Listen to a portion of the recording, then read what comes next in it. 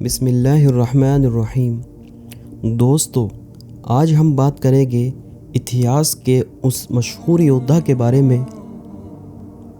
جس کو افریقہ کے مشہور دیش لیبیا میں تو ایک نیشنل ہیرو کے روپ میں دیکھا ہی جاتا ہے، بلکہ ساتھ ہی ساتھ دنیا کے الگ الگ دیشوں میں بھی اس انسان کے بہادری کے قصے سنائے جاتے ہیں، جن کا نام تھا عمر المختار۔ عمر المختار کی پیدائش 20 اگست 1858 کو لیبیا کے ایک ایسے گھرانے میں ہوئی تھی جو بہت زیادہ غریب تھا، اور بہت کم عمر میں ہی عمر المختار کے سر سے ان کے باپ کا سایہ اٹھ گیا تھا۔ عمر مختار نے اپنی شروعات کی پڑھائی اپنے علاقے کے مدرسے سے ہی کی تھی، اور اس طرح سے عمر المختار نہ صرف قرآن کے مکمل حافظ بن گئے تھے بلکہ ساتھ ہی ساتھ ایک بہت بڑے عالم دین بھی بن گئے تھے، اور ان کے علاقے میں ان کو ایک مشہور اسلامک اسکالر کے طور پر بھی جانا جاتا تھا۔ یہ وہ دور تھا جب لیبیا سلطنت عثمانیہ کی سرحدوں میں آیا کرتا تھا، اور اس وقت تک سلطنت عثمانیہ بھی بہت کمزور ہو گئی تھی۔ آخرکار 1911 میں اٹلی کی فوجوں نے سلطنت عثمانیہ کے اس علاقے یعنی لیبیا پر حملہ کر دیا تاکہ وہ عثمانیوں سے یہ علاقہ چھین کر اس کو اپنے انڈر میں لے لے۔ سلطنت عثمانیہ کو اٹلی کی فوج سے سامنا کرنا ناممکن تھا، کیونکہ لیبیا میں سلطنت عثمانیہ بہت کمزور تھی، اور پاس ہی میں موجود پڑوسی دیش یعنی مصر پر برٹین نے پہلے سے ہی قبضہ کر رکھا تھا۔ ظاہر ہے مصر کے ذریعے سے لیبیا کا جو راستہ سلطنت عثمانیہ کی راجدھانی استنبول تک پہنچتا تھا وہ بھی بند ہو چکا تھا۔ اس لیے اب اٹلی کی سمندری فوج کے کمانڈر نے یہ اعلان کیا کہ ترکی کی فوج اور لیبیا کے عام لوگ فوراً ہتھیار ڈال دے، ورنہ ان کے مشہور شہر جو سمندری علاقوں پر موجود ہے ان پر بمباری کی جائے گی۔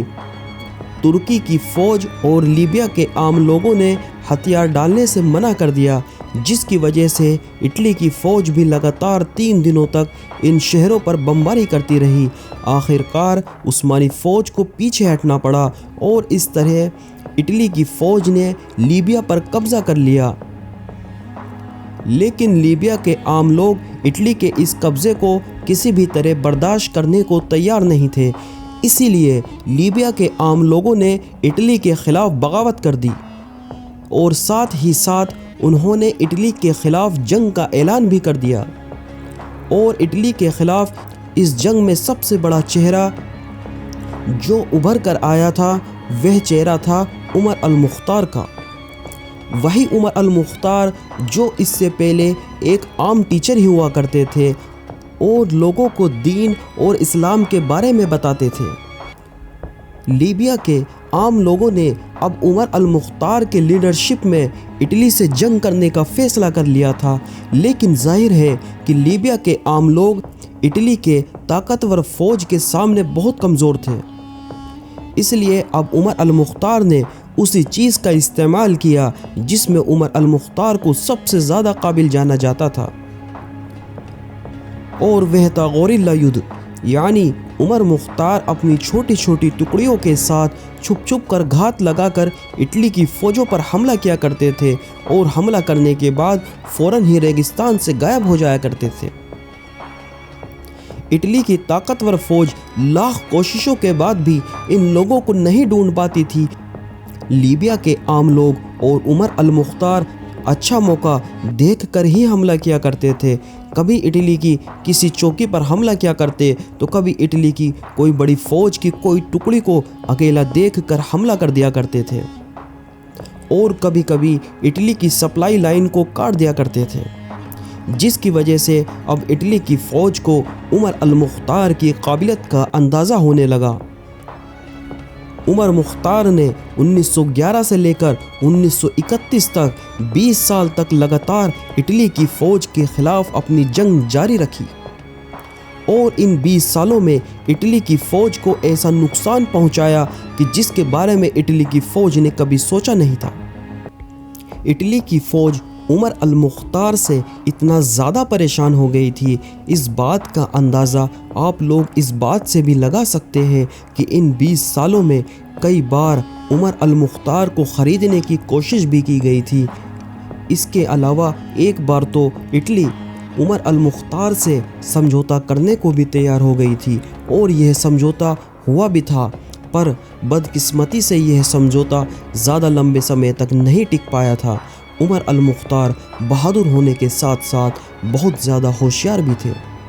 اور ان کی طاقت کا یہ نتیجہ بھی تھا کہ اٹلی کی فوج نے عمر المختار کو اپنا سب سے بڑا دشمن بھی سمجھنا شروع کر دیا تھا اور اٹلی کے بہت سارے بڑے بڑے کمانڈر نے عمر المختار کو ریگستان کا شیر کہنا شروع کر دیا تھا۔ آخر کار عمر المختار کا یہ شاندار سفر اس وقت ختم ہوا کہ جب اٹلی کی فوج نے عمر المختار کو زخمی حالت میں گرفتار کرنے میں کامیاب ہو گئی تھی۔ کچھ لوگوں کا ماننا ہے کہ اٹلی کی فوج عمر المختار کو کچھ مخبروں کی وجہ سے پکڑنے میں کامیاب ہو پائی تھی اور یہ مخبر جو لیبیا کے ہی رہنے والے تھے، یعنی ان کو ہم آسان لفظوں میں غدار بھی کہہ سکتے ہیں۔ پھر عمر المختار کو اٹلی کی فوج گرفتار کر کے اپنے کمانڈر کے پاس لے گئی۔ کمانڈر نے جب عمر المختار کی بزرگی اور بڑھاپے کو دیکھا تو اس نے کہا کہ میں چاہتا ہوں کہ تم کو ایسے ہی چھوڑ دوں، لیکن تم مجھ سے یہ وعدہ کرو کہ تم میرے خلاف کبھی جنگ نہیں کرو گے اور لیبیا کے دوسرے لوگوں کو بھی ہمارے خلاف جنگ سے روکو گے۔ اس پر عمر المختار نے یہ جواب دیا کہ میں تم لوگوں سے اس وقت تک جنگ کرتا رہوں گا جب تک تم لوگوں کو اپنے دیش سے باہر نہ نکال دوں یا تو خود شہید نہ ہو جاؤ۔ اس کے بعد بوڑھے عمر المختار کو جنجیروں سے جکڑ لیا گیا اور ان کے پیروں میں بیڑیاں ڈال دی گئی اور ان کے اوپر ظلم و ستم کرنے والے اٹلی کے سپاہی بعد میں یہ بات بتاتے ہیں کہ جب کبھی بھی ان کے اوپر ظلم و ستم کیا جاتا تھا تو ان کی زبان کھلوانے کی کوشش کی جاتی تھی تو وہ اس وقت ان کی آنکھوں میں آنکھیں ڈال کر قرآن کریم کی تلاوت کرنے لگ جاتے تھے۔ آخر کار اٹلی کی فوج ان کا منہ کھلوانے میں کامیاب نہیں ہو سکی تو ان پر ایک ایسی عدالت میں مقدمہ چلایا گیا جو عدالت اٹلی نے ہی قائم کی تھی، اور اس عدالت میں عمر المختار کو پھانسی کی سزا سنائی اور آخر کار 16 ستمبر 1931 کو 73 سال کی عمر میں لوگوں کے سامنے عمر المختار کو پھانسی پر چڑھا دیا گیا، کیونکہ عدالت کی طرف سے یہ آرڈر دیا گیا تھا کہ عمر المختار کو سب لوگوں کے سامنے پھانسی دی جائے تاکہ کوئی بھی انسان یا کوئی ان کا چاہنے والا اٹلی کے خلاف جنگ کرنے سے باز آ جائے۔ آج کے دور میں عمر المختار کو کیسے یاد کیا جاتا ہے؟ لیبیا کے کچھ نوٹوں پر آج بھی عمر المختار کی تصویریں لگی ہیں، اور ظاہر سی بات ہے کہ عمر المختار لیبیا کے ایک نیشنل ہیرو ہے، اور ہالی ووڈ فلم انڈسٹریز نے بھی عمر المختار کی کہانی پر ایک مووی بنائی ہے جس کا نام ہے لائن آف دی ڈیزرٹ، یعنی ریگستان کا شیر۔ دوستو، اگر آپ کو ہماری ویڈیو پسند آئے تو ویڈیو کو ضرور شیئر کریں۔ ملتے ہیں نیکسٹ ویڈیو میں۔ جزاک اللہ خیر۔